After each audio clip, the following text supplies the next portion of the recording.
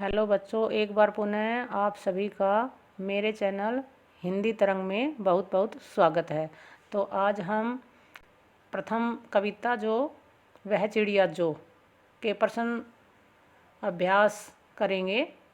तो प्रथम प्रश्न देखिए, कविता पढ़कर तुम्हारे मन में चिड़िया का जो चित्र उभरता है उस चित्र को कागज़ पर बनाओ। यानी कि आप एक छोटा चित्र भी बना सकते हैं चिड़िया का, और उसके माध्यम से आप बता सकते हैं कि चिड़िया के पंख नीले हैं, उसे जो बाजरे की बालियों, नदी के जल इत्यादि से प्यार है।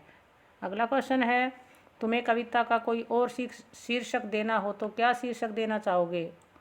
उपयुक्त शीर्षक सोचकर लिखो। तो इसके हम बहुत से शीर्षक दे सकते हैं, जैसे नीले पंखों वाली छोटी चिड़िया, नन्ही चिड़िया, प्यारी चिड़िया, गर्वीली चिड़िया आदि इसके शीर्षक हो सकते हैं। अगला प्रश्न है, इस कविता के आधार पर बताओ कि चिड़िया को किन किन चीज़ों से प्यार है।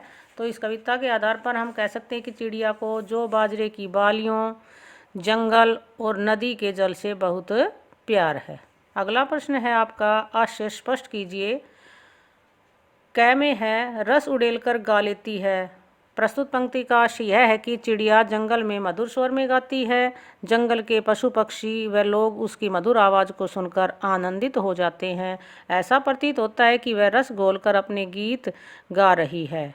और ख पंक्ति है, चढ़ी नदी का दिल टटोलकर जल का मोती ले आती है। इस पंक्ति का आशय है, चिड़िया नदी के जल की मोती जैसी बूंद को अपनी चोंच में भरती है। उस समय ऐसे लगता है कि जैसे वह नदी के दिल को टटोलकर उसमें से मोती की बूंद लेकर जा रही है। यही कारण है कि उसे नदी से बहुत प्यार है। आगे आता है बच्चों अनुमान और कल्पना के प्रश्न। जैसे प्रथम प्रश्न है, कवि ने नीली चिड़िया का नाम नहीं बताया, वह कौन सी चिड़िया रही होगी? इस प्रश्न का उत्तर जानने के लिए पक्षी विज्ञानी सालिम अली की पुस्तक भारतीय पक्षी देखो। इनमें ऐसे पक्षी भी शामिल हैं जो जाड़े में एशिया के उत्तरी भाग और अन्य ठंडे देशों में भारत आते हैं। उनकी पुस्तक को देखकर तुम अनुमान लगा सकते हो कि इस कविता में वर्णित नीली चिड़िया शायद इनमें से कोई एक रही होगी। नीलकंठ, छोटा किलकिला कबूतर, बड़ा पतरिंगा। वह नीली चिड़िया शायद नीलकंठ नाम का पक्षी हो सकता है। नीलकंठ के शरीर का अधिकांश भाग नीला होता है। यही नहीं, वह मधुर स्वर में गाता भी है। अगला प्रश्न है, नीचे पक्षियों के कुछ नाम दिए गए हैं। उनमें यदि कोई पक्षी एक से अधिक रंग का है तो लिखो कि उसके किस हिस्से का रंग कैसा है। जैसे तोते की चोंच लाल है, शरीर हरा है। मैना, कौवा, बतख, कबूतर। सबसे पहले मैना पंखों का रंग भूरा, कुछ कुछ काला तथा टांगे पीली होती है। इसी तरह कोए का रंग काला होता है। बतख पंख सफ़ेद पर टांगे लाल। कबूतर पंख भूरे अथवा सफ़ेद हो सकते हैं तथा टांगे भूरी अथवा लाल। आगे आता है, कविता का हर बंद वह चिड़िया जो से शुरू होता है और मुझे बहुत प्यार है पर ख़त्म होता है। तुम भी इन पंक्तियों का प्रयोग करते हुए अपनी कल्पना से कविता में कुछ नए बंद जोड़ो। तो इसे आप आराम से आसानी से कर सकते हैं कि वह चिड़िया जो, तो हम कह सकते हैं वह बच्चे जो खेल कूद कर अपने घर को आ जाते हैं उन्हें घर से बहुत प्यार है। इस तरह से। अगला है, तुम भी ऐसी कल्पना कर सकते हो कि वह फूल, घर का पौधा जो पीली पंखुड़ियों वाला महक रहा है, मैं हूँ, उसकी विशेषताएं मुझ में हैं। फूल के बदले वह कोई दूसरी चीज़ भी हो सकती है जिसकी विशेषताओं को गिनाते हुए तुम उसी चीज़ से अपनी समानता बता सकते हो। ऐसी कल्पना के आधार पर कुछ पंक्तियाँ लिखो। तो इसको हम इस प्रकार से कर सकते हैं, वह फूल का पौधा जो नीली पंखुड़ियों वाला महक रहा है, मुझको लगता बहुत प्यारा, सबसे न्यारा, बगिया की है शोभा, क्या वह मैं हूँ। आगे है बच्चों भाषा की बात। पंखों वाली चिड़िया ऊपर वाली दराज, नीले पंखों वाली चिड़िया सबसे ऊपर वाली दराज। यहाँ रेखांकित, जैसे पंखों वाली, ऊपर वाली दराज, नीले पंखों वाली, रेखांकित शब्द विशेषण का काम कर रहे हैं। ये शब्द चिड़िया और दराज की विशेषता बता रहे हैं, अतः रेखांकित शब्द विशेषण हैं और चिड़िया दराज विशेष्य। स्कूल वाला, रास्ता, आगे वाला, वाली जोड़कर बनने वाले कुछ और विशेषण दिए गए हैं।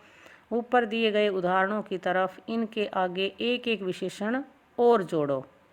तो हम इसको इस प्रकार कर सकते हैं, फूलों वाला बाग, मोरों वाला बाग, बच्चों वाला घर, पेड़ों वाला घर, सब्जियों वाली क्यारी, फूलों वाली क्यारी, दफ्तर वाला रास्ता, स्कूल वाला रास्ता, रोने वाला बच्चा, हंसने वाला बच्चा, दाढ़ी वाला आदमी, मूंछों वाला आदमी।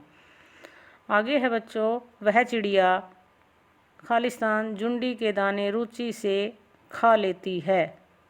वह चिड़िया खालिस्तान रस उड़ेल कर गा लेती है। कविता को कि इन पंक्तियों में रेखांकित शब्दों को ध्यान से पढ़ो। पहले वाक्य में रुचि से खाने के ढंग की और दूसरे वाक्य में रस उड़ेल कर गाने के ढंग की विशेषता बता रहे हैं, अतः ये दोनों क्रिया विशेषण हैं। नीचे दिए गए वाक्यों से कार्य के ढंग या रीति के संबंधित क्रिया विशेषण छांटो।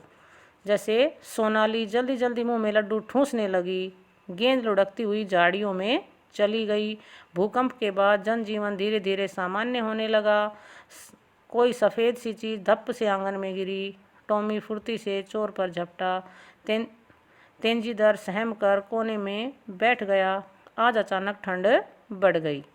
तो इसमें हम इसके उत्तर इस प्रकार से कर लेंगे, सोनाली जल्दी जल्दी मुंह में लड्डू ठूंसने लगी। यहाँ जल्दी जल्दी जो है ये है क्रिया विशेषण है। इसी तरह गेंद लुढ़कती हुई झाड़ियों में चली गई, तो लुढ़कती हुई ये क्रिया विशेषण होगा। भूकंप के बाद धीरे धीरे जनजीवन सामान्य होने लगा, तो यहाँ धीरे धीरे क्रिया विशेषण है। कोई सफ़ेद सी चीज़ धप्प से आंगन में गिरी, धप्प से यहाँ क्रिया विशेषण होगा। इसी तरह टॉमी फुर्ती से, तो फुर्ती से क्रिया विशेषण होगा। तेंजीदर सहम कर कोने में बैठ गया, तो सहम कर ये क्रिया विशेषण होगा। आज अचानक ठंड बढ़ गई, अचानक क्रिया विशेषण होगा। अच्छा बच्चों, आज के लिए इतना ही, फिर मिलेंगे।